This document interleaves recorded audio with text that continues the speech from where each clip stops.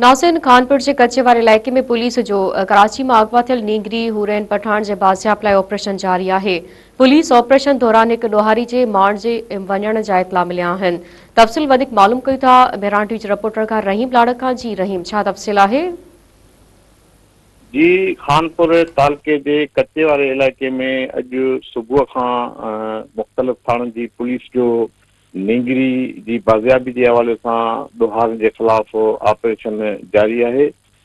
जेका ज़रियन सिद्ध ॾिनी है तो पुलिस की अज वारी ऑपरेशन में एक डोहारी यासीन बगुरानी के नाले के हवाले से जेके चोबोल हली रहा आहिनि, इतला आहिनि त वो पुलिस के मुकाबले में जो है मारिजी वियो है।